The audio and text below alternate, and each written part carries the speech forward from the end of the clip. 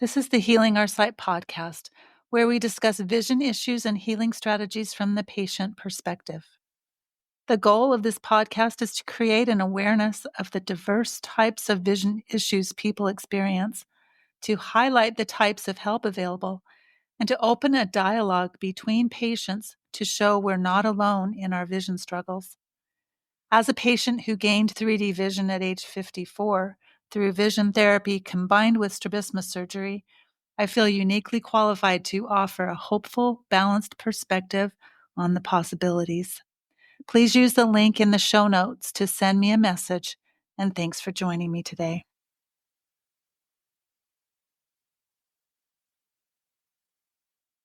Today, I'm excited to welcome Lulu Elmes to the Healing Our Sight podcast. Lulu is a licensed massage therapist, CranioSacral therapist, Hanna Somatics educator, ordained minister, and practitioner of Cymatics and bioenergetic medicine. Through her own healing journey, she has experienced recovery from trauma that affected her spine, vision, and nervous system. Those experiences have shaped her understanding of the body's remarkable capacity to heal and inspired the work she does today. We'll hear her story and explore what she's learned along the way. Welcome, Lulu. Thank you. Thank you for having me here. Yeah, I'm very excited. Can you tell us a little bit about the journey that led you into this type of work? It was a long journey that led me into this type of work, and I think it was shunted at different times by different injuries and situations. And when I first felt that I was, I suppose I was reading about natural health while I still had a business making jewelry and painting, and before that I was in the boat life. And once when I went to an assist at a craniosacral therapy training, when we've advanced a little bit, we can go and assist at the earlier courses, and Mm-hmm. it's always very helpful. And I had never driven in the snow before. I was on a road trip, and so I got there just as the teacher was finishing the intros, and she said, "Well, you're just in time to introduce yourself." I'm still standing. I just walked into this room with about 40 people in it, and she said, "So, how did you? What's your background?" And I said, "Oh, well, boats, really." And then she said, "Well, how did you get from boats to this?" And I said, "Oh, I fell off one." Oh. And that was actually the moment that I realized that was when it shifted, Mhm. because after this situation, I had fallen off a gangplank leaving someone else's boat, and Mhm. actually the gangplank had broken and it folded and it caught my feet. And my body, and it was an upwards gangplank at a high tide, and my body kind of fell down like the hands of a clock, and my chin hit the dock, Oh. and then went 6 or 7 more feet into the water. And at first, I was thinking, "Well, I think I'm alive. I'm fine." And then I had this blue dress billowing around in the water, getting more and more red by the moment I think, "Maybe I'm not fine." No. And by then, people were running around to fish me back out again. And they went to walk up the gangplank because it had put itself back in place. I said, "Don't, Mm. don't go there." And that's actually what changed my life, because I didn't know this would have been in the very early 80s Mhm. in England. So I got a couple of stitches on my way to go for a 2-week visit to England before sailing across the Atlantic. And I said to the guy, "My neck really hurts." The little GP in England who took the stitches out. And he said, "Oh, you seem fine. Go off on your transatlantic trip." By Wow. the end of which I had so much neck pain. And in a few months after that, I had something like a stroke. Wow. And I gradually over the years, we learn that neck has a lot to do with many things. My Mhm. vision wasn't affected until a lot later, but then there were heart problems that really put me down for many months at a time and things like that. And I think each time something happened, one time was in a hospital because the Spanish doctor said, "You have to go to England and see a heart specialist." And they said, "Well, we've done all that we can do, and we're sending you to the National Hospital for Nervous Diseases because we don't know why the heart is doing what it's doing."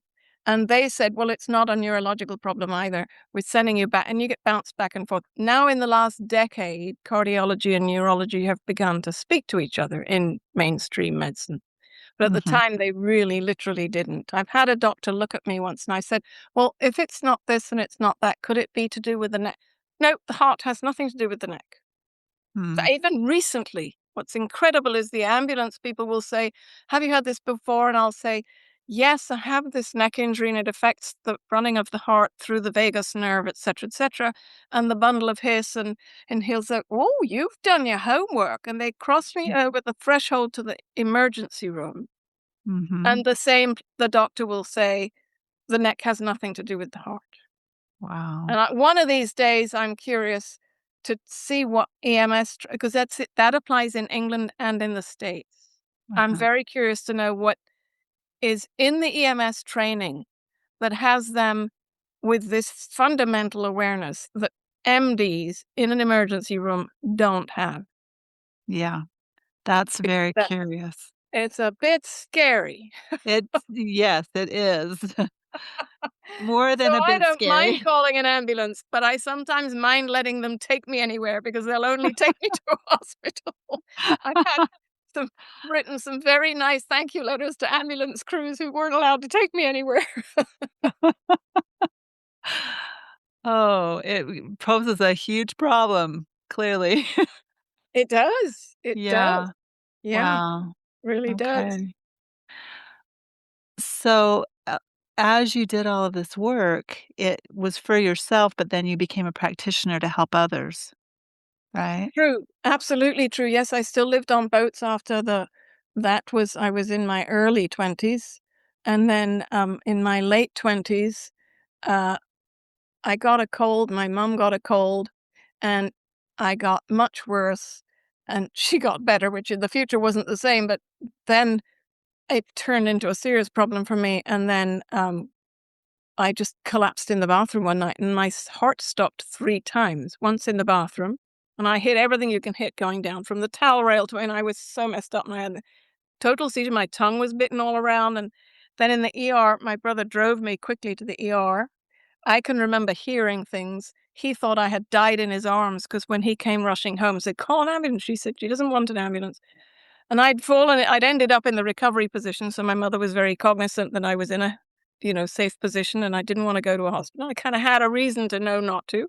Mhm. And he ended up, he says he felt my pulse in my neck and I just died in his arms. He grabbed me and rushed off to hospital. And then it stopped again in the hospital. Wow. And that is when I said to my mother, I said to her, I could hardly talk, but I said, "I know something." And she said, "Oh, Mhm. yes." I said, "I know I'm going to come through this. I'm going to Mhm. find a way to mend completely from this. And then I'm going to be able to share that with other people." Wow. That I can remember making that statement, and I still lived on a boat. I still had a canvas marine business, and it was after that that I moved into a jewelry business, which is a little bit less physically demanding than what I'd been doing Mhm. before, and had lots of freedom. So if I had to stop for some time, I still had, like, things could still sell elsewhere. Mhm. And, but yes, I distinctly remember that incident being when I knew this was something I was meant to do. Right. And you started out with which modality then? Really, I started out when I was trying to I also had a solar plexus injury differently. I'd fallen on about various different things. I don't know how I had so many injuries and still have all my limbs on, but I do. I have a girlfriend who says I have more lives than a cat, which is Yeah. probably true. But I didn't train in anything for quite a while. I was so busy. I would go to England from the Caribbean and I would try to find other things, and sometimes it would take months, and I just couldn't get right. I couldn't get so I could eat normal foods. So my diet was all over the place. I couldn't go out and eat and then I was allergic to wheat, but I didn't know that for a long time. And it was really challenging for somebody who'd really never been ill. I mean, I had chicken pox and mumps as a kid. That was it. I'd never had an illness. Right. And I hadn't had a serious enough injury to lay me up. So it was really challenging to be going to all these different doctors trying to find solutions. And somebody said, I went to the Ayurvedic clinic in London, run by the TM movement, and it's a significant clinic, and really wonderful clinic, actually. And somebody said, "Try this lady Sally upstairs," and she was a cranial osteopath, Okay. and my life changed.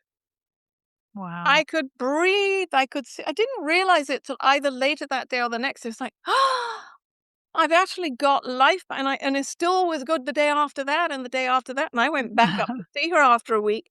And I think the second or the third time she was giving me this lovely cranial work, I said to her, "Is this, it's not chatty work, Mhm. quite focused work, and it's very gentle and it's very still." And Yeah. I said, "Is this a gift, or is it something that one can learn?" She Yeah. said, "Oh, it's very scientific. It's absolutely trainable. It's absolutely learnable." And then began to tell me and teach me what she was doing because I asked her to. So Sure. really, I began learning it from her, almost like when you go for any training, any hands-on training, you sort of learn the theory and then you give the work and then you receive the work, but you learn typically more receiving it than Yes. when you're giving it. So Mhm. one hopes that by receiving it, you're then okay to give it. But that's when I began to learn. And then back in the Caribbean afterwards, I fell off my own boat onto another one when I wasn't in the normal place. Normally, I was out at anchor, and I just did that thing again. And in the aftermath, well, right after that, somebody said there was this doctor there who would really, really help me. And when I sat in his waiting room, I had this sense, oh, he's going to be one of those people who, as soon as he meets me, he's going to know everything. Hmm. I could feel this quiet, extraordinary awareness before I met him.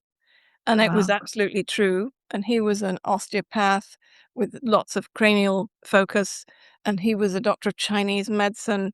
And he was a variety of things. And one day I was in that town, I was on an island, and I was in the town, and there was a shop that sold a lot of big white appliances. And I never went in there, but something made me walk in there. And there was a lady wearing a sort of salmon colored outfit. And I thought, I don't know why I walked in here, and why would I be I lived on a boat, I wasn't gonna buy a great big washing machine, and but I greeted her and said she looked lovely in her color. It was so lovely, Mhm. and then it turned out she was his wife. Oh, that's amazing. Yeah, within days of that, they were in a restaurant together, and she was his wife. And Mm. I thought, "Oh, no wonder that energy was so Mhm. powerful enough to actually suck me into a shop that I had absolutely no reason to go into." So those little incidences add up, and you begin to realize something about energy. Because back in the '80s, people didn't talk about yoga, meditation, or energy. In the Right. beginning, then it got to be rare if you didn't. But energy Mm. is still a little bit, a lot of people don't know where to go with it, you know? Yeah, and I think some people are aware of the fact that they wanna do something different than traditional medicine, but they really don't know where to go, Right, and right, that's part of why I do this podcast, honestly, because we don't just talk about vision therapy, we talk about all of these other modalities as well, and, I mean, we have to start somewhere. We have to start with that thing that draws us in, right? right. And And vision that is as holistic as anything can be. Mhm, exactly, and you often use the phrase "collaborative medicine." Do you wanna elaborate on that a little bit as it relates to our healing journeys? I can. I have to thank Colombia, South America, I think. I can't remember the first time I used that, but I can remember the first time I used the word integrated medicine, and I had never heard it anywhere. I was in my car and I was turning around. I backed into a farm field or something, and I stopped and I called my friend because we were sort of very much collaborating about things together. And I said, "It's integrative medicine. That's what Mhm, it needs to be. It's mhm. holistic." Especially, they took the W off the word, and then there's the alternative, which should be banished. And we were a bit frustrated about that. We were trying to think what we would offer on retreats that we were planning, and I said, "It's integrative medicine. Mm, It's the okay. working together of it." Well, Yeah. so then 9 years after my bad, really deadly spinal injury, which is after which my vision was directly affected. 9 years later, I was about 1 or 2 years into building not just I had my health and my mobility back, but now I was building my business of jewelry, which when I thrived as a practitioner, thrived in general, I had my practice as a practitioner and a small cottage industry as the jewelry. It was Mhm. cottage industry on a making scale, but it got pretty good on a selling scale. So I always had an income and I never needed to charge. Oh, I okay. was often very well paid. I was very well paid in 2 clinics that I worked in at one time, and I was Mm. well paid privately, but I didn't have to be. I couldn't only see people who could pay me, and that Mhm. was really important to me because there's a mode that I would sort of switch in I just sort of ended up in that was to do with nothing to do with the cost of my time or the cost of the work. Okay. And in fact, one of the clinics I worked in, the first time she came to me and asked me, the owner of the clinic, she said, "Do you mind would you help this lady that doesn't have any insurance?" And I said, "Of course." And from then on, I was the uninsured person. So Yeah. anyone that didn't have insurance got sent to me. And I then at a later time, my mother fell. 9 years after that, my mother fell. Mhm. And my mother had a really good head start with what to do and how to deal with it because she already had various things, a bit of degenerative things here and some other things there, and the aftermath of a few little falls herself.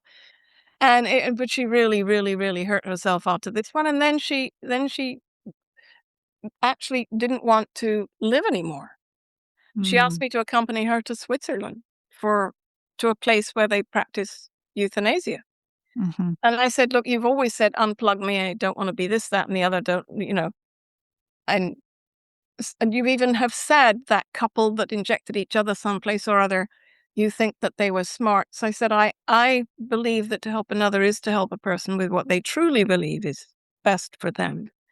And I know that this is true for you so deeply that yes, I will accompany you. You have to I'll go down and get Rick to start taking over the business because by then we had jewelry, we had things coming in from Indonesia, we had all handmade with Mhm. photographs of the artisans. We only handled things that people actually made themselves and Right. where they really said they were. It was Yep. made here because they are here and we photographed them. And Right. then I said, so I can go away, but let me go and sort my life out ready for an indefinite absence Mhm. while you get your sons and your brother all make them do the research for what happens at the other end. Mhm. Because I don't think you show up like at a hotel and check in and say, do me. I think there's a whole process. You're going to have to teach me about it. You get Mm. to get it thoroughly and teach me what it is, and I will help you with it. But I've got to hear from them. Mhm. Mommy wants to do this and she wants you to help her. And her journey turned out to be the most extraordinarily rich, convoluted 9-year story. Wow. These sort of 9-year journeys. But her journey really piggybacked on everything that I had had to find and learn from my injury, Mhm. that injury. And when that injury occurred, I already worked in 2 clinics. And I would go down to the Bahamas where they had these retreats, and we had 40 women coming on one of them, and Andrew Weil coming another time. And they were very tremendous retreats in the winter because it was an organization from Montana, and they didn't have much happening in the winter. But then when they went to the tropics, then suddenly they had a lot happening. And it Yeah. was a series of retreats, and I was the in-house health practitioner for them. And I would go away for 3 weeks, and the books would just fill in the clinics before and after my trip so I could keep doing things. That was really wonderful. And Mm. then one time I came back in a different state and ended up going in through the front door because I worked for the Institute for Non-Surgical Orthopedics. And so when you've been really badly injured in an orthopedic way, it's very helpful. Mhm. And then something else shunted into the awareness of healing and injury and how things happen to us. There's sort of I can't pinpoint it, but it broadens the picture of how and why things happen to us. Because another lady was raped, and I had to identify the man in a lineup at the police station who had intruded on my cottage before they all arrived. And Mm. it was the same man, and I was right. And then I was in danger, of course. But guess what her profession was? No She idea. was raped, and she was a rape counselor. Oh, wow. And that hit me like, and it literally just sort of cracked open whatever paradigms I had, which were pretty broad by then already. Yeah. And it really makes you very, very still, especially when you're pretty crippled by an Mhm. incident as to Mhm. why it happened to you. You Right. know, and it might be nothing to do with me, or very little anyway. It might just be that it was going to happen to somebody, and a lot could be learned from it, and a lot could be changed and improved because that place and that guy, they're not allowed to do those things anymore. That's for sure. Mhm. But Yeah. yeah, I still can't explain what it explained to me, but it was impactful. Well, and all of the things that happened to you led you to doing all of these works that are, integrative, right? Well, yes, and when we got to Colombia, and the reason we went to Colombia was that I one of my doctors, the reason I took massage school in Florida actually was a doctor of he was Armenian, Argentinian, a doctor, a neurologist and neurophysiologist in his country, and he'd taught A&P in massage school for years. And he was a dean at a Chinese school. He was a professor of homeo. I mean, he was like 6, 7 physicians in one. Amazing man. And I wanted to be in his presence. I wanted to be near him. And that was Mhm. why I chose, if I wasn't going to be in the islands for 6 months, or it was a year actually, I wanted to be where he was. And he, of course, got a phone call the day I was injured, and he came immediately to my family's home there. And he was remarkable. And he taught me about some German remedies made by a company called Heal, who were in this country then and they're not anymore. Mm. And it was a sort of new generation of homeopathic, which now that's called low dose medicine, because homeopathic specifically means homeopath, meaning like heals like, and that whole principle. And this Mhm. goes a little bit wider than that because they're working with the body's communicators. And there's a company that is in this country called Guna, and they're working with cytokines and interleukins, and it's all beyond me. But when it gets explained as clearly as their teachers can explain it, I Mhm. get it and I try it and it works. And I gave my mother, we did have a consult, and my mother was told to, we had 4 of these dropper bottles. She'd Mm. lost the use of her legs at one point. So she Mhm. was in a wheelchair leaning back, and we took these little dropper things, and they were timed specifically, but I was very diligent with them. And then suddenly one day she could lift her whole pelvis up, and she'd regained the strength in her legs from taking drops. Natural drops. Wow. If you drank the bottle, you just waste your money. Uh-huh. So all these things happened. I knew about them from my injury. We didn't have to go through 8 out of 9 years of exploration for my mom. We just kicked her right into it. And Yeah. she changed her mind in South America because the doctors in the Caribbean, she'd been seen in Puerto Rico, and they said, but my brothers had moved her to Florida, and they got her a physician, a primary care physician who was open, which was Mm. very essential. I said, if she ends up in an emergency room, you need a primary care physician in this country to be able to say, no, please don't give her that. She's going to take this, because he's the only voice that can override them. Well, Mhm. because he then was not only open, he wanted to study with them, he referred her to the Puerto Rican doctor that she was going to go down and see for a couple of months. And they had to cancel her appointments because the AMA would shut them down for treating an out of state patient. So now we know what we want. We're in Florida and we have no idea where to get it. And Mhm. she was so much worse by now. She really was on her way out. But Mhm. a death wish doesn't kill you, unfortunately. It plays hell with your health to the point that, and my brothers weren't, I watched her try to get everybody aware of what was happening, and it wasn't working, but she certainly tried. And I saw her, she started to drop things, and I thought, if she has a capacity challenge, like if she has a stroke or something, and people who often are dropping things a lot just before they have a stroke, and I just knew to get her out of the country. And Mm. the doctors in Puerto Rico, I said, can I bring her? If I take her back to the islands and then fly her in on a seaplane? No. Um, well, if it was your mother, what would you do? Mm. he's Latin. He has to answer, right? Yes. He said, if it was my mother, I would take her to Cali, Colombia, and put her in the hands of this man of that clinic. Oh, wow. And I ended up calling and researching. And he said, I said, can we come? My brothers don't know anything about Colombia.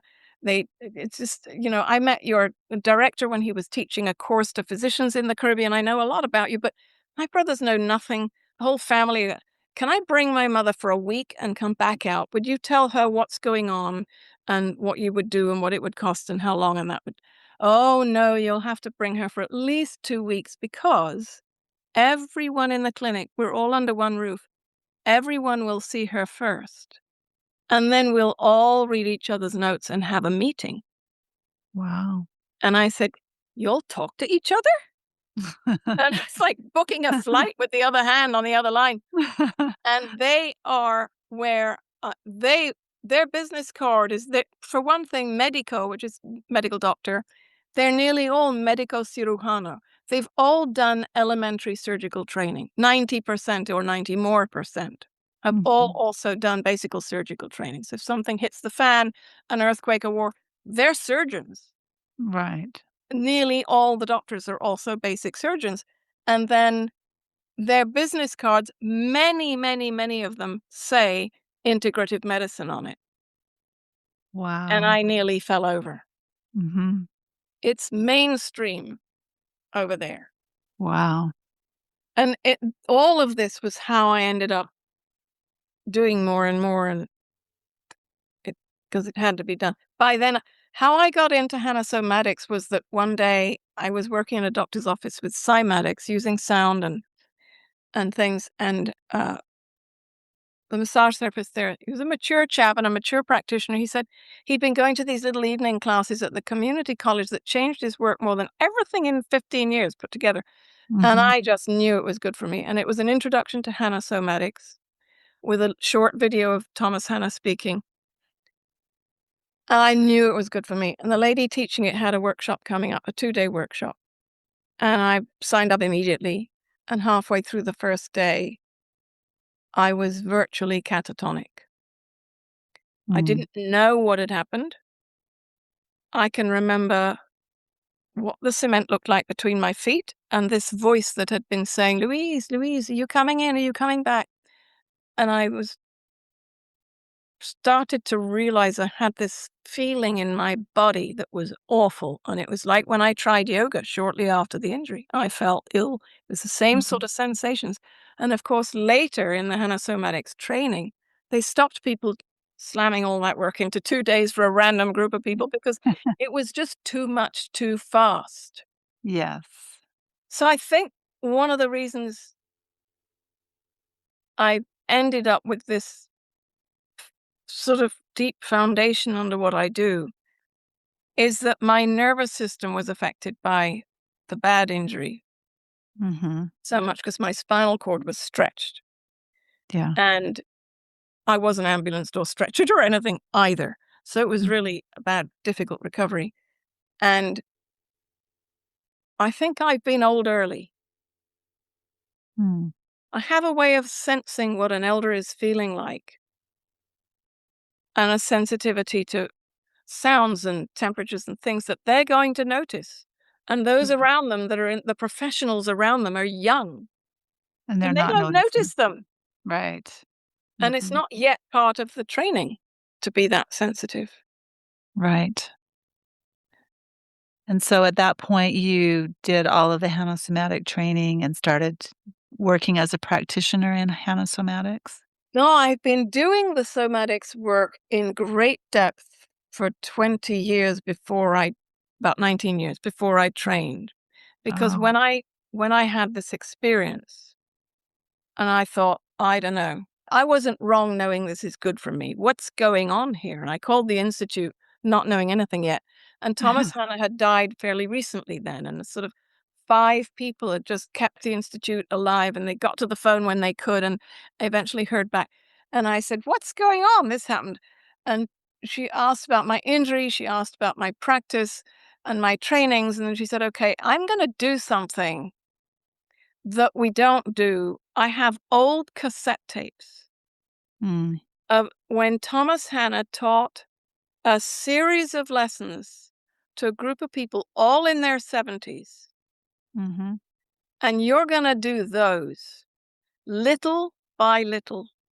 And she said, you're going to take lesson 1, and if you forget what he's saying, you're not going to treat it like music. Don't pick up where you left off and do something different. She said, as soon as you lose track, stop the tape, spin it back until you can clearly remember consciously knowing what they were saying and what you were doing, and Mm-hmm. take it back from there. She said, if it takes you several days and several goes to get through lesson 1, fine. And after that, you're going to go through lesson 1 again. Mm-hmm. And then on a different day, you're going to start the same process with lesson 2, etc. And I took time off work and I did it every day.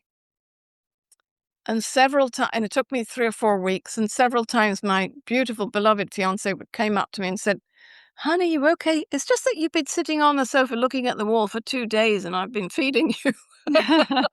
So even working at that pace, Mm. because of what my nervous system had been through, and this was only 4 years after the injury. Yeah. So I could walk and talk and I could drive again, but I didn't know what real comfort was. I hadn't danced since the injury or anything like that. And I used to be, in the earlier life, a gymnast, taught yoga, dancing. And Mm-hmm. I wasn't craving it, but I wasn't doing it either. Mm-hmm. And then when I went through this 3 weeks of Hannah's work, which was very carefully designed from the core and the whole, what he calls the somatic center, which is our whole middle between below the ribs and above the pelvis is our somatic center, back, front, and sides, Right. leading slowly outwards, and really, really done it very diligently, very thoroughly. I was 1.5 inches taller. My voice had changed. And my fiance said, oh, the household has changed. I want to do it. We're going to do it all again together. And we did. Wow. Yeah. That's It only took amazing. us 10 days the next time. That's big progress.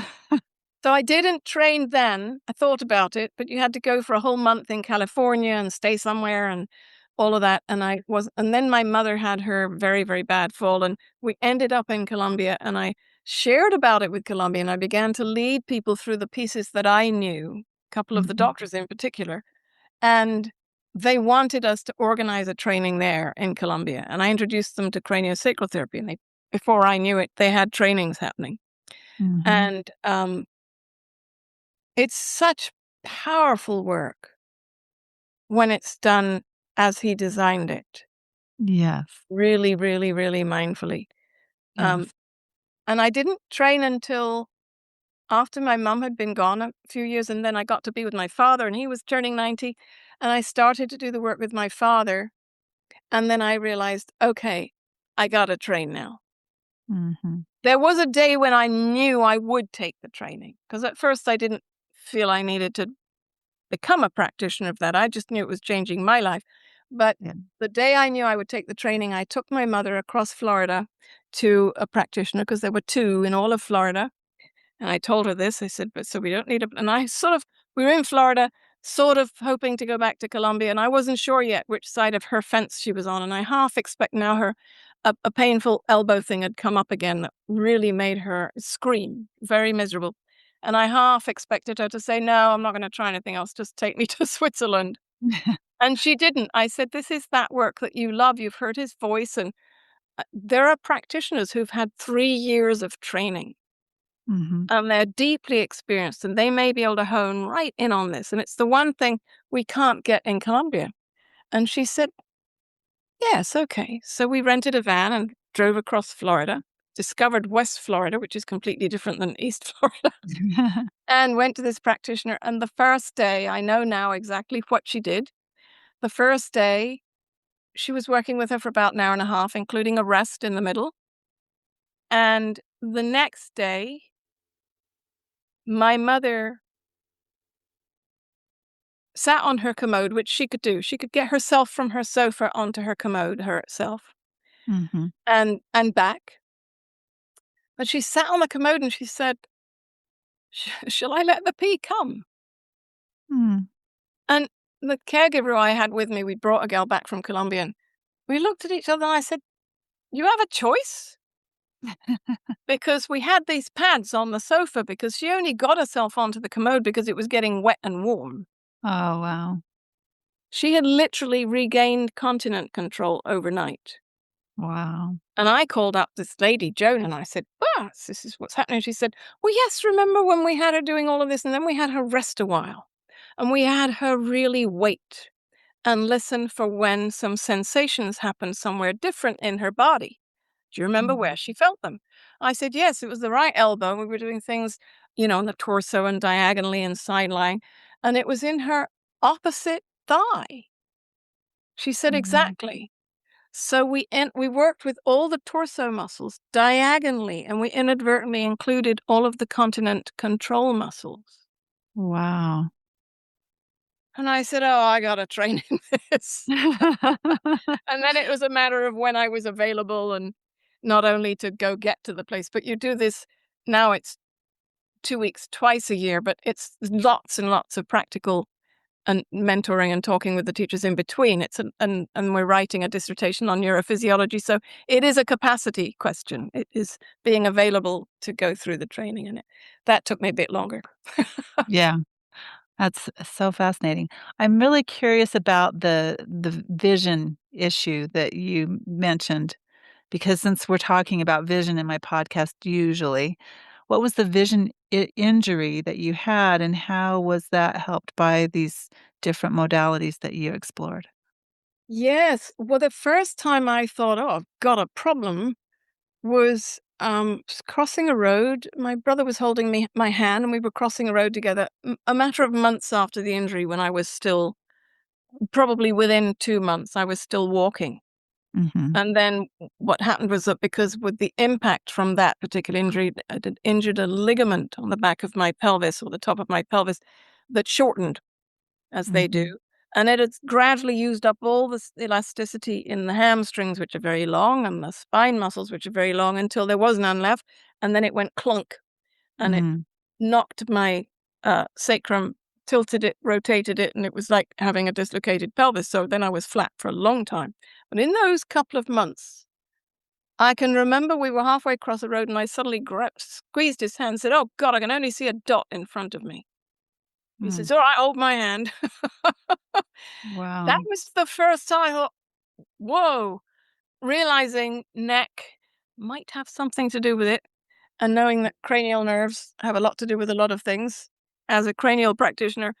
And Mhm. then that kind of thing used to happen intermittently. And the next thing I noticed was that computer use, and I had an old PC at the time, I had about 15 or 20 minutes, and then my eyes hurt. And it took Mhm. a bit for me to realize, oh, this is a problem. And then Mm. somebody lent me, they had me try on a pair of pinhole glasses. Mhm. And he was doing this geometric thing with lots of hours at the computer with little formulas and shapes and angles.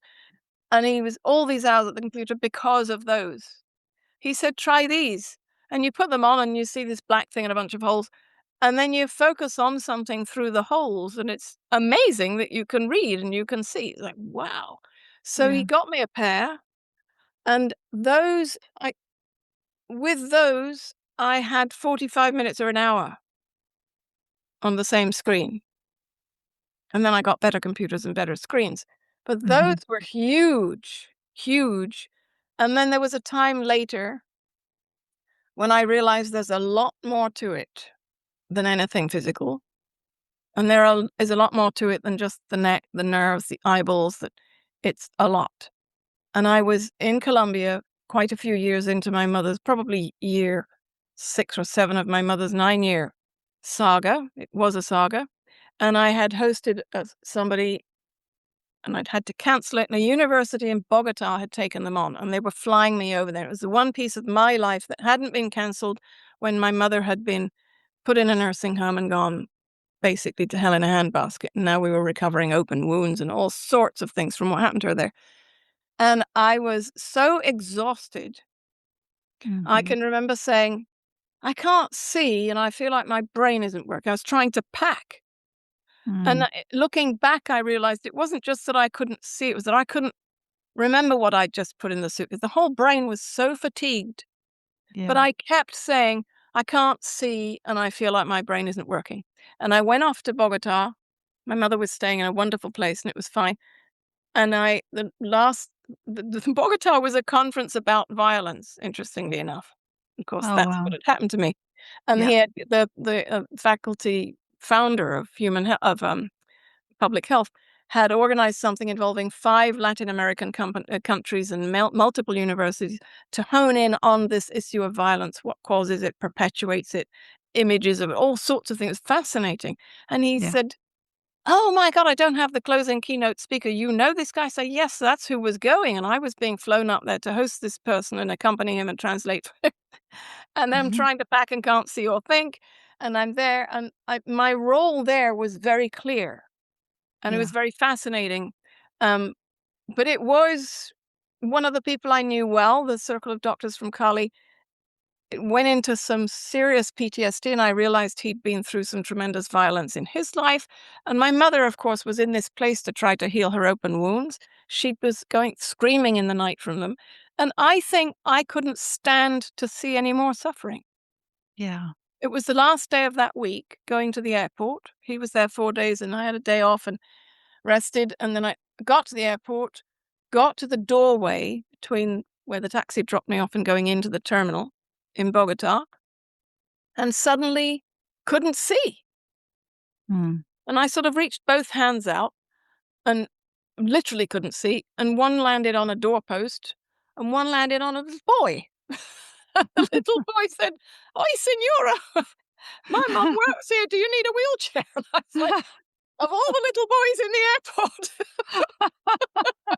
is there an angelic presence or not? So I said, well, that would be a very good idea. So he took my hand and he came off Oh. his shoulder and he carefully put it on the doorpost and said, "Can you stand there a minute?" I said, "Yes." And I stood there clutching onto this doorpost and he went off and this lady came with her little boy and a wheelchair. It was quite magnificent. And as I stood there and once I was sitting, I realized, okay, there's something moving.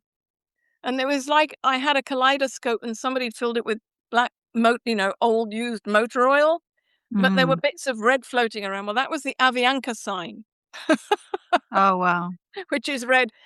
And that was it. So I saw doctors and they said, maybe would you like to stay in Bogota and see some doctors here? And I said, well, from what you can tell, I've got doctors and friends and family and a home and everything. And if I can get this half-hour flight, unless it would Mm. blow up my eyes or something. But what's gone wrong? They said, oh, we don't think it's something on that level. We don't know what it is.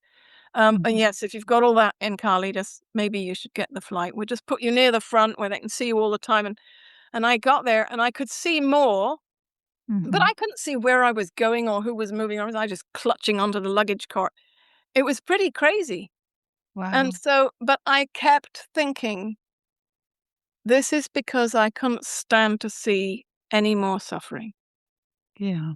By then, my mother had been through so much suffering in this country and so much recovery in that country. And this time, the recovery wasn't just sort of happening in 2 or 3 weeks. Too much damage had been done, and it really was damage. And Mhm. then when I eventually went to England because of my eyes, my mum was very happy where she was staying. It was a Seventh-day Adventist healing center. Wow. And she said, "Oh, they pray every time they come near me, but they never try to indoctrinate me." And they were all about natural health and the diet and the food. The first time we went there for lunch, we had this food. It's like, what's this delicious orange? Oh, that's carrot. I mean, everything was plant-based. The whole thing. They taught us lots, but she loved being there. It was out in the country. The people were so kind and plenty of them. And so she stayed. She said, no, go to England and see your teachers and see your doctors and see if you can sort this out. So Mhm. she didn't actually see me between the Bogota thing and a longer absence in England, but she was okay. And Dr. Manners, Cymatics is the work of 5 people who he used to name and attribute the development of it to, but he was the one who really turned it into medical equipment that you could use these sounds and recordings. Every commutation or sound treatment was made up of 5 frequencies. And Mhm. that's because everything that was ever recorded in their knowledge, planet, muscle, plant, cell, the sound came down into 5 wavebands, 5 frequencies. So everything Okay. was made up of 5. And by then I had inadvertently earned a doctorate in cymatic and bioenergetic medicine because I had traveled with him, I had hosted him, I'd gone and lived in and worked with him and interned, basically, which you didn't have to do, but I was so fascinated and I couldn't afford everything that I got. So it was really because I needed the work, a lot of it, to heal Uh-huh. my spine and my nervous system that got me trained in that, but I had no idea how much I was training. And Yeah. he said, remember that we don't look at things as other medical approaches do. Right. We know of, and that's so far, 5 causative factors of vision problems. Mm-hmm. It's affected by the liver, it's affected by the neck, it's affected by the spine, it's affected obviously by the optic nerve itself. Right. Um, and then I added that it's affected by the emotion and the psychology. Okay. And I also, the fifth at the time was adrenals. Mm-hmm. And I had had an experience earlier where I'd been given by a practitioner bovine adrenal extract, which would be a bit too much of a punch for me now. Homeopathic is kinder. But I would drive up the highway in England going for treatments, 2-hour drive. And halfway up the highway, I would start to get a bit blurry. And I'm like, okay, well, we'll pull over on the hard shoulder, choose some bovine adrenal extract, and my vision would come clear. Wow. While I sat in the car, watching the cars go by, now they became defined and the focus was clear again. Chewing Wow. bovine adrenal extract. So the adrenals have this direct effect on the pupil dilation muscles, and I'm sure a lot of other things. But yeah, so he said we look at all of that and we have to Yeah. approach it understanding all of it. So it was Yeah. music to my ears to hear that the world of opticians and ophthalmologists has become, or is fast becoming, the world of vision therapy, because it is, and vision and sight have to be thought of as different. Right. Yes. I think that is fascinating. You explained the whole situation, but what did you attribute the cure of your vision to exactly? I don't know that there was any one thing. I do know what happened. I will say that without pinholes, I don't know that it could have happened. Okay. Partly because I don't know how I would have got around anywhere to get anything done. Mhm. But the pinhole glasses were absolutely huge. Mhm.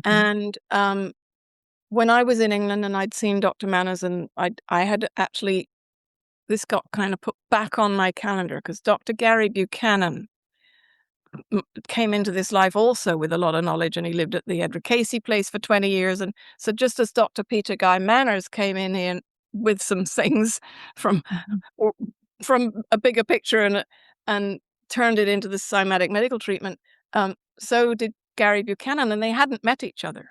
I was asked in Colombia if I would treat a cancer patient, and I said, yes, he did train me on that. And I realized, well, he had died, and Dr. Manners had died, and I'd like a bit of company. So I called around wherever I could find a practitioner, hoping I'd find somebody else, so a bit of feedback and somebody to talk to. Nobody had touched it because they'd be shut down. And then one lady said, call this guy Gary Buchanan. He's just written a book. It's taken him 30 years. And I called Gary Buchanan, and he dedicated the book to Dr. Manners. And, oh, no, we don't treat cancer. So that didn't help that way. But he does have somebody that he sends his cancer people to. But um, and that was how I ended up getting the sonotherapy things. And now he's passed as well. But he said, we're going to England to meet Dr. Manners. Would you like to come and join us there? So I got to go and be present when Dr. Gary Buchanan presented this 2-inch book that weighs 5 pounds to Dr. Manners. That was his life's work. And I got to see Dr. Manners thumbing the pages, and a lovely Japanese Dr. Yuki Nawa. I can't pronounce his last name. We call him Dr. Yuki. He has 3 cymatics clinics, or he did have then, in Japan. Uh-huh. His own experience with Dr. Manners and a baby. So the 3 of us, these 2 men, were meeting each other and going to present this book to Dr. Manners, and I got to go. Mummy said, no, I don't think you should have had to cancel that. Anyway, you go. And yes, you stay. So while I was in this little English town, energetically, something was so, I don't know what it was. It was sort of, I was one with it. I think it was because I was in the English countryside and I hadn't been for years. Mhm. That did something. vibrationally, really holistically. And oh my God, I was drinking it in, and we were walking through a little town, and I was holding somebody's hand because I couldn't see much. And there Yeah. were these gabled buildings, and it was lovely. And so I stayed there. When they went away, I stayed there. I just didn't want to leave. And then Yeah. I walked through the town. I could see, and out in the country when the sun shines, you can see a lot. And I could see hills in the distance and new things. So each day I could see more. And I was walking through the town to get a coat from a thrift shop, which was very successful. And I saw at the end of an afternoon, raining, this Christmas card scene. It's all wintry and there's this golden glow. And I went in, and they're pouring little things in. And I said, "Oh, sweeties." And she said, "No, not sweeties, Chinese medicine. You want treatment?" And I said, "Oh, no, no, thanks." And I thought, well, why not see what they'll think of these pulses? Mhm. And they had a Chinese doctor. England's got a lot of Chinese medicine in it. And they've got a lot of Chinese doctors and teachers who hardly speak English. It's really getting easy to get to in England. And there's Mhm. this gentleman who speaks no English at all. And his friend translates, and the friend's wife pours little candy bars, which aren't out. And he said, "Put your wrists on these little velvet pillows." And he very soon said, "Da, da, da, da, da, 40% river. 40% of the cause of this." I said, "Well, no, I don't have an illness. I don't feel bad, but I can't see." So Mhm. he feels these pulses. He says 40% liver. Mm. I said, what would you do about it?" He said, "Well, if you're visiting and you're in a hotel." I said, "Stop. Please, could you translate my question for the doctor? If he was Mhm. teaching in China and this condition came along, Mhm. what would he tell his students is the ideal treatment, protocol, timing, everything?" So he Right. translated, and his answer was 21 days every day. Don't skip a day. So I called mum. She said, "Yes." I stayed in a bed and breakfast instead, and I walked there every day, and they opened on Sundays. Mhm. And it was absolutely amazing. The first couple of weeks, I was in the same hotel because I knew my way to places. There was a big stone wall. You could just follow the stone wall to the crossroads and then cross one road and get there on the left. It was very easy to do. And Uh-huh. because of that, anytime anybody's going to have treatment from hardly seeing, Yeah. stay in the same place and walk where you're going to, because something magical happens. I remember coming out of the hotel one day and going, "Oh, pretty cars," because back then you had colored cars, like not like now. Mhm. And then another day I came out and said, "Oh, oh, people." And I was so childlike with this returning sight and returning ability to see the world that Yeah. I was saying these things out loud like a child. I was like, "Oh, people in the cars." And then I was walking along the longer stretch along the stone wall, and it was an easy to see curb because it stepped right down to the road. And and it was a sunny day, and across the other side of the road was a river with weeping willows, and I could see the water. Mm. And I couldn't walk. I stopped. I couldn't move. It was such beauty. And to be able to see all those things again, having not been able to see. And this was just from having this Chinese medicine treatment every day. Mhm. Yeah. That's the only thing that was different. On a very cold evening coming back, I had to put the pinhole glasses on.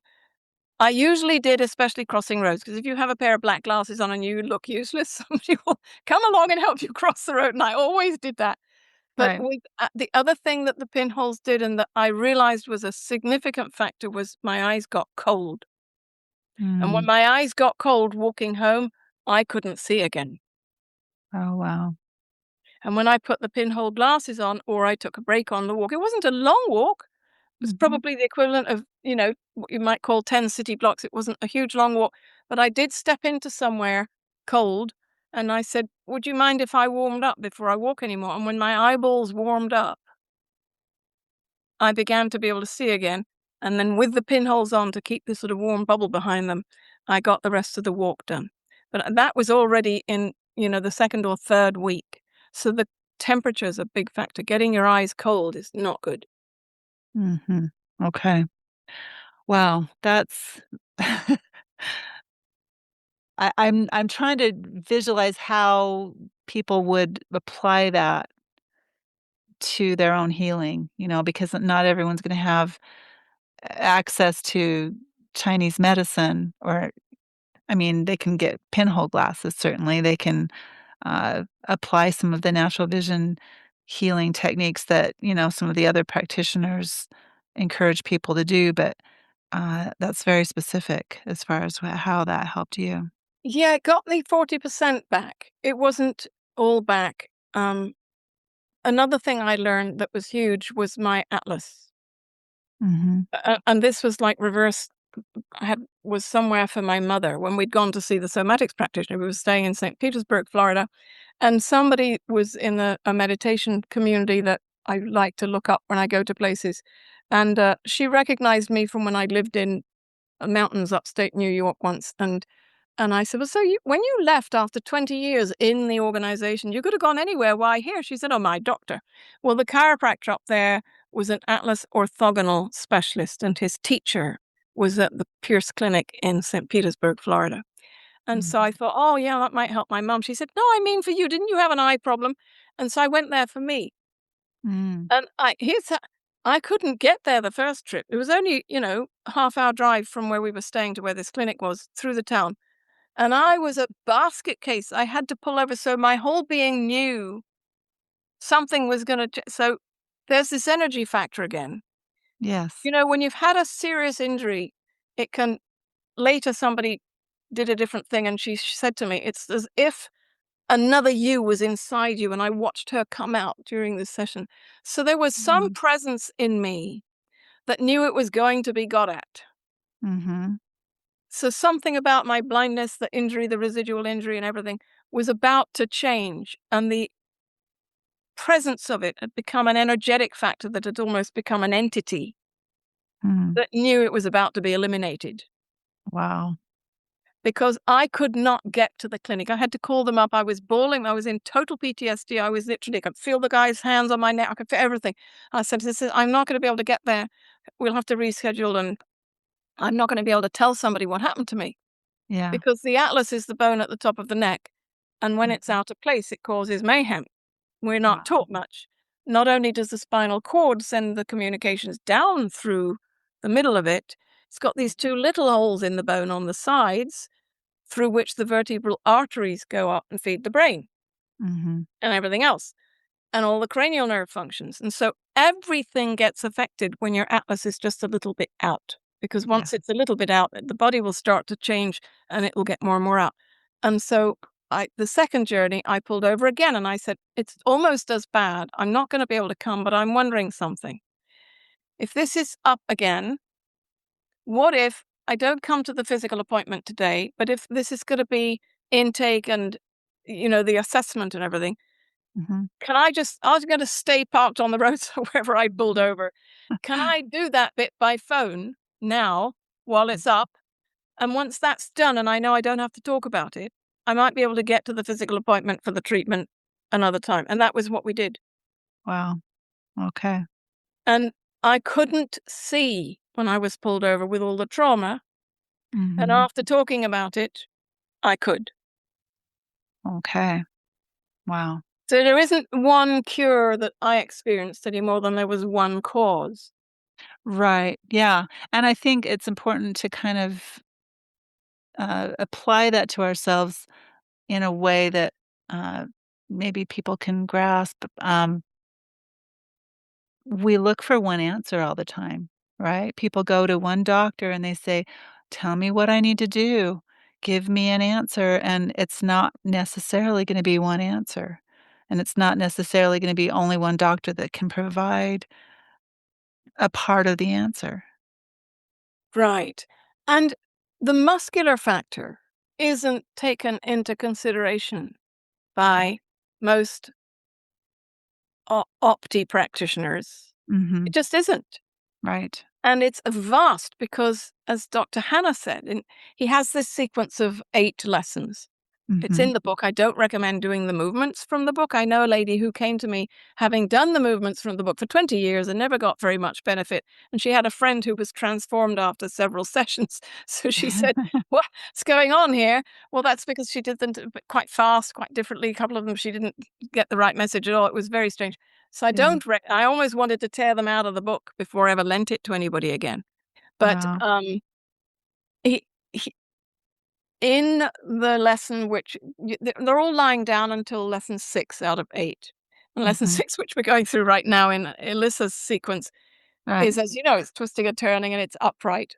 Yes. Now you're knowing more about why I took this lesson into something so gradual and so thorough Yeah, and and so let's cautious. tell my listeners what we're talking about here, because I mentioned in a previous podcast that I'm doing some natural vision improvement work, and that I'm doing the Hanna Somatics, right? That I'm doing somatics with Alyssa, and I don't know if I mentioned the additional class that we're doing that you're involved in, and so let's catch my listeners up a little bit. There's a section of, we're doing like 10, right? Classes. They were 10 and now I think it's become 13. Okay. Anyway, a series of classes that have been available for free, actually, and I've attended most of them. And it's been really revelatory for me to have exposure to all of these other teachers. And I really enjoyed your class on Monday, and I'm looking forward to the one next Monday, because it's giving additional insight and Mhm. a deeper awareness of how everything's fitting together, and I think it's really great. Can you give my listeners a little bit of an idea of what that might look like? Because I don't think anyone has any conception of what happens in a somatics yoga class. Sure. And there's somatics and somatic yoga. And somatic yoga is Eleanor Criswell Hanna's baby because she, Okay. Which is what I've been before, doing with Alyssa. So this is different right, because what we're doing on Mondays is just the Hanna Somatics. it's pretty specifically the Hanna Somatics. Mhm. And because we've come upright in lesson 6 and we're basically doing a vertical twist. And when he taught this, he taught it all to one side. Mhm. So the brain got all of that, and then the next day or a different day, the people could replicate it, or he taught it the other side. Mhm. And I've been working with some uh, 2 people in particular in their late 70s, both that come from 50-year embedded patterns that Mhm. had made them both slowly really crippled. There was no big bad injury, there was no one incident. They just had got out of hand. One of them was having injections every couple of weeks. The other one had a breathing machine and couldn't lie flat and even on Mhm. her side. And the difference is extraordinary. And when we went through lesson 6, I realized this has got to be almost only glimpsed at. One of them couldn't compute any of it. Mhm. And the other one could, uh, but there was another one that she couldn't compute. And both of those lessons, and they're the ones that take you vertical, Yes. I have ended up teaching them in little bits. And in the case of lesson 6, we do a piece of it, and then we do that piece of it on the second side, turning the other way, in the Mhm. same session. And but there's a comment Thomas Hanna made when he taught those people, and he said he gets people coming back to him and saying, "Oh, you've cured my eyesight problem." And he says, "Well, I haven't done anything with your eyesight. I've just released your I've guided you to release your neck muscle. So your eyes are no longer under the tyranny of your neck muscles." Yeah. And it's huge because my eyesight also was vastly different when I had first done that slow, thorough, uh, seated twisting movement.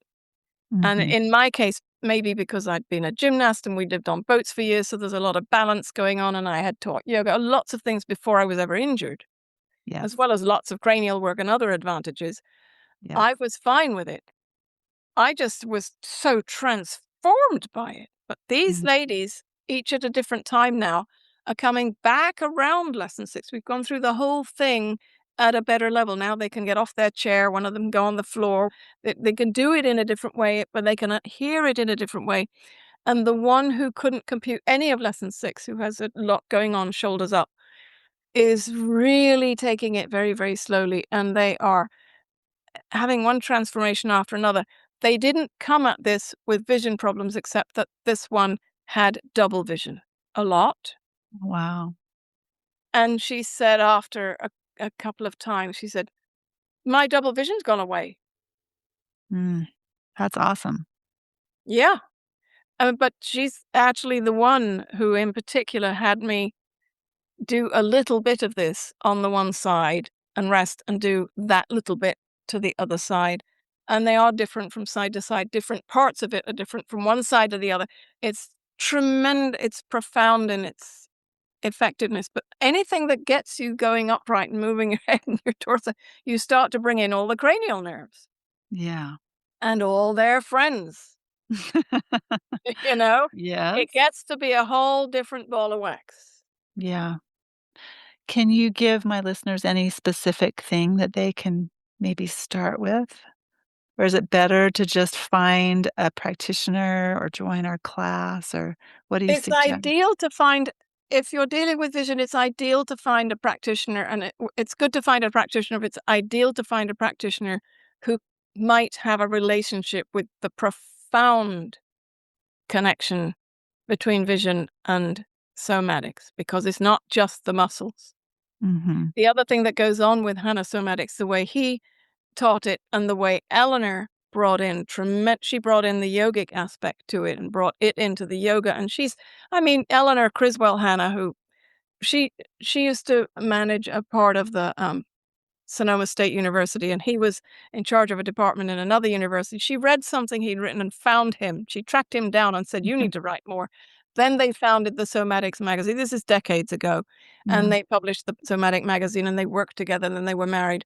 And I think that it was the Sonoma State University. Anyway, so she brought movement into the world of psychology. Okay. And that faculty from Sonoma State became Saybrook University. And so she's known at her memorial recently. She was referred to as the mother of Saybrook University. So she Mm. has the somatic movement, the yoga, because Sonoma University, the head of the university, had said to her, if you could teach anything you like at a university level, what would it be? And she said yoga. So Mm. she wrote the book, How Yoga Works, which was published in 1981 Mm. after 16 years developing it. So these profound bodies of work came together.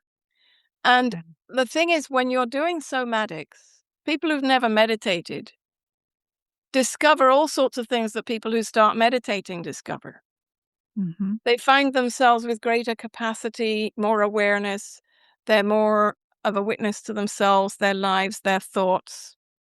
If there's little bits of trauma or some sad memories, sometimes if they haven't done their practice for a few days and they come back to it, they might have a weepy moment in the middle of nothing. Why? Because it's profound, and it really is very, very holistic when it's done according to the way he designed and taught it. Right. Yeah. Well, and I can feel from how you described your work with those older ladies that this is something you really have a passion for in your work. And a caution. Okay. I think one of them is a retired teacher and one of them is a retired nurse. Mhm. And their best friend from school days was a very, very close friend of Eleanor's. Okay. And somehow she asked me if I would work with them both. And it's been such an honor. And I believe that they and I are going to co-write a little book that talks of lesson 8, which takes you up into the walking and gait situation. And it brings in some of Eleanor's deeper later teachings about the gait cycle. And Mhm. now that we're doing much more with lesson 6 than we thought we would be, Yeah. because it's showing up for us that we haven't even got back to lesson 8 yet. But we knew when we did lesson 8 that we're going to do one little piece that you do lying down the back front part of walking. And then we're going to do that vertical with chairs set up like bars, walking bars. So they've got some support. And we're ending up giving even more detailed treatment to lesson 6, which is this vertical turning one that he knows affects vision. Yes. So, yes, there are a couple of movements that can begin to make the change, that can be done seated, and that can also be done lying down. Mhm. And if you have a neck injury, I suggest you start with them lying down, because my first time doing these vertical movements with the head and shoulders, raising the shoulders and things, I got up and went launching into palpitations afterwards, because obviously my atlas was out. That was on day 1 of the training. And at other Right. modules, my girlfriend was on Sky later. She's going, "Hey, Lulu, to be careful, it's the neck movements." Because she knew a lot about me, Uh-huh. and she knew it could have an effect. So Yeah. great caution. And yes, there are a couple of movements with shoulders and neck that can be taught audibly, that could be Mm. taught in an environment like this, either now or at a different time. Uh-huh. I don't like to do them in a big hurry, but they can be definitely taught over something audible like this. Okay. Well, and we've talked for a long time today, so I don't think that we're gonna have Right. the time to do that today, to do it justice, but, if someone that's listening today has been feeling discouraged about their healing journey taking longer than they expected, what kind of encouragement would you wanna give them as we wind things up today?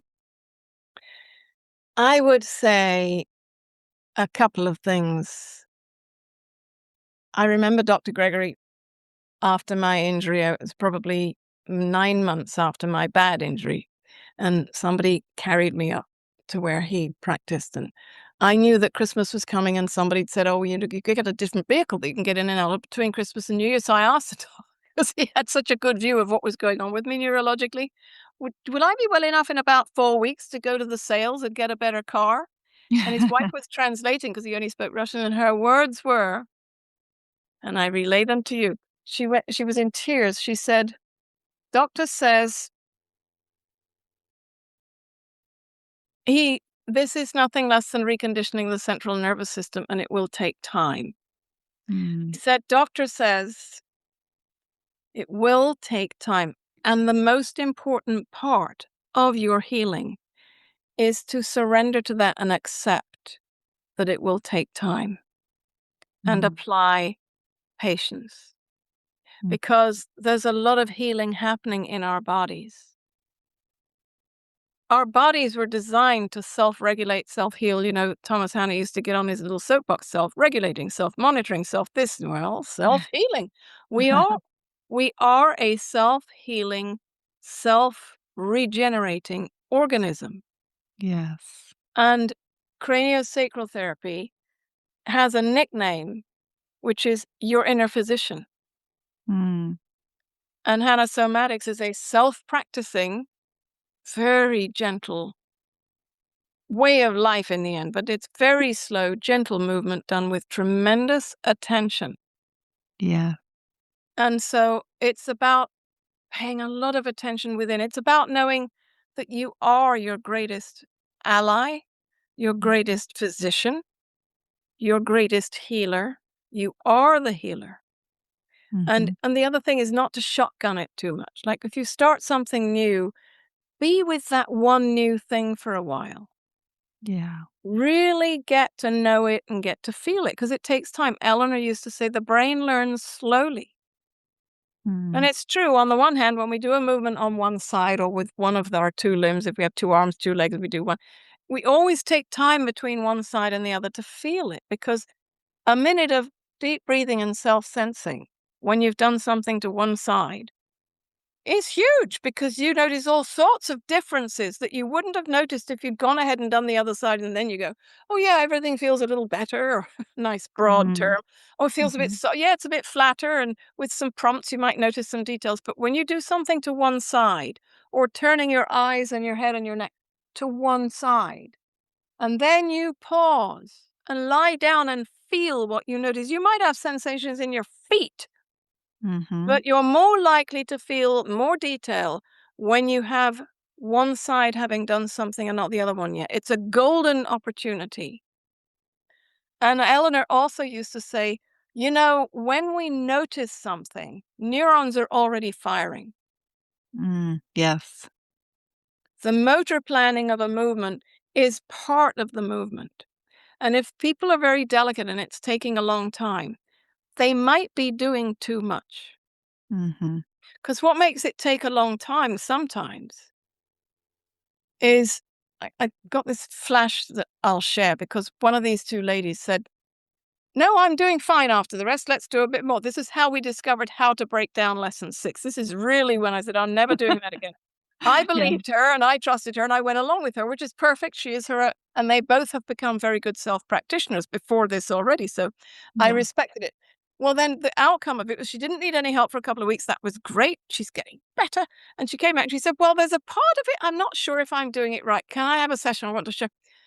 She could remember the beginning and the last piece. And she'd totally spaced out on everything in the middle and wondered why she wasn't doing the last piece easily.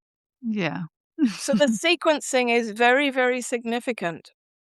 And Mhm. if you just do a little bit at a time and give it a few days to settle in, with a craniosacral therapy session, we know that the session actually carries on happening for 2 full days. Yeah. That's So I that's prefer not to crazy. see people again for 2 days. So yeah, Yeah. give it time. And when you do movements that affect the nervous system, maybe we need to give it the full 2 days even before we do a different part of our own practice without going anywhere. That's the biggest Okay. single thing, is to really allow ourselves time and give ourselves the credit for who we are Mhm. in our healing team. Yeah. Yeah, I think that's the big takeaway is that we have to be our own master, our own Yeah, expert, yeah, and trust ourselves. yeah.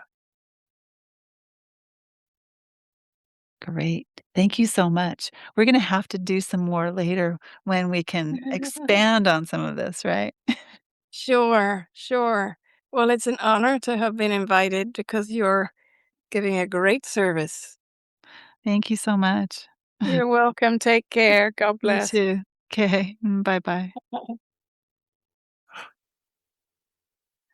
If you'd like to contact Lulu, call her at 808-276-7005, or you can email her at luease12@icloud.com, louise12@icloud.com. If you email her, send a text to let her know that she has an email to read.